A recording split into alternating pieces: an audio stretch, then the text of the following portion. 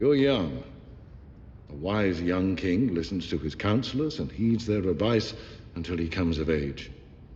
And the wisest kings continue to listen to them long afterwards. Your brother was not a wise king. Your brother was not a good king. If he had been, perhaps he'd still be alive. In this scene, Tywin Lannister is both right and wrong about Joffrey's legacy. On the one hand, he's right that Joffrey was a foolish king who didn't listen to his advisors, and that maybe if he did, he would still be alive. Joffrey was an arrogant and cruel person who abused the people around him and undermined the counsel of his advisors. It was because of this unruly behavior that he was killed in the first place. You don't think I'd let you marry that beast, do you? But on the other hand, just because Joffrey was a terrible king, that doesn't necessarily mean that he will be remembered as a terrible king.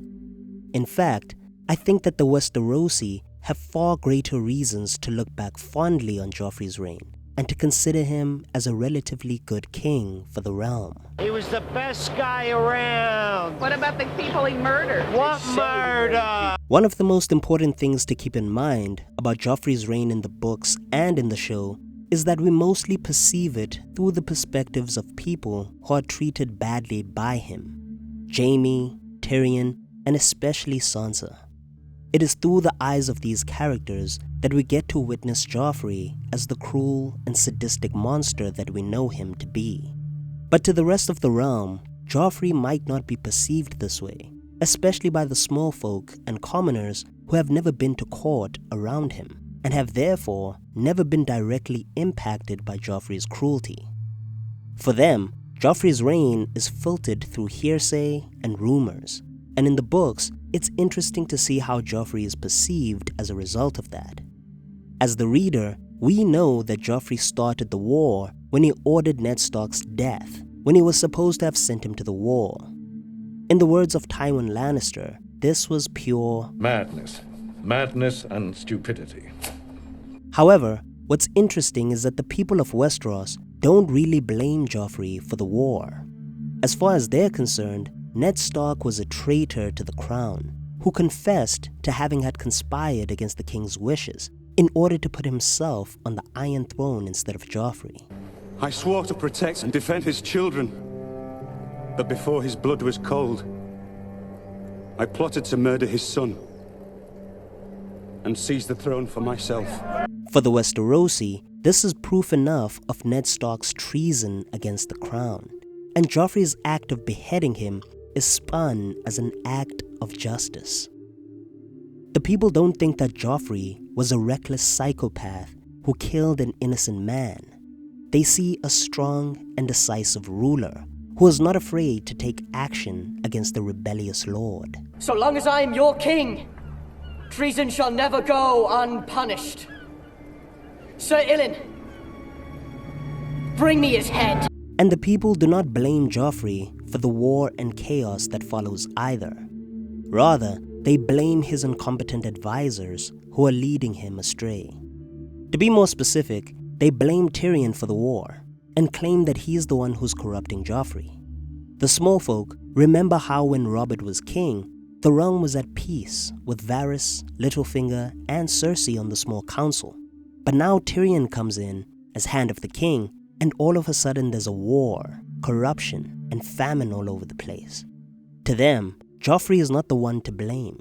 It's the twisted demon dwarf who has been sent to advise him. Down his blood-stained halls to the tune of a twisted demon monk. You have to admire his imagination. He's talking about you. What? People think you're pulling the king's strings. They blame you for the city's ills. In the history books, when the War of the Five Kings is recorded, Joffrey will be framed as the rightful heir to the Iron Throne, the true-born son of Robert Baratheon. Stannis and Renly, his rebellious uncles, will be framed as usurpers who tried to steal his throne. And it's interesting how the Lannisters spread that propaganda in the books. On the show, after Stannis sends his letters exposing Cersei and Jaime's incestuous relationship, the Lannisters seem to do nothing about these rumors. A lion doesn't concern himself with the opinions of the sheep. But in the book, Joffrey's small council fights fire with fire, spreading rumors about Stannis' fool having an affair with his wife, and saying that that's why his daughter Shireen was born with a deformity. They also use religion against Stannis, saying that he is ungodly and sacrilegious, burning the statues of the Seven in order to worship some foreign red god of Ashai. And this propaganda works.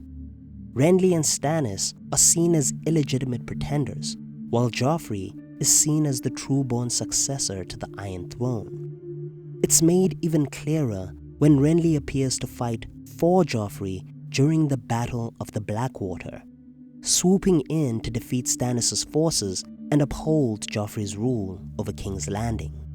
It further legitimizes Joffrey's reign and shows that he is the true king of the realm.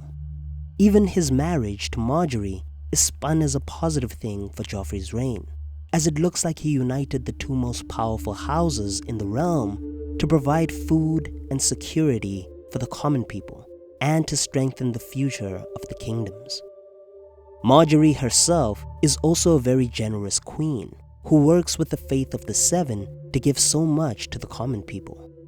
Her piety and generosity plays well into Joffrey's reputation as a monarch, making him look like he is a wise and generous king who is committed to religion and helping his people. To thank the gods for bringing the recent war to a just end, King Joffrey has decreed that the leftovers from our feast be given to the poorest in his city. All of this plays into a narrative of Joffrey being a good king, wise, generous, strong, and pious.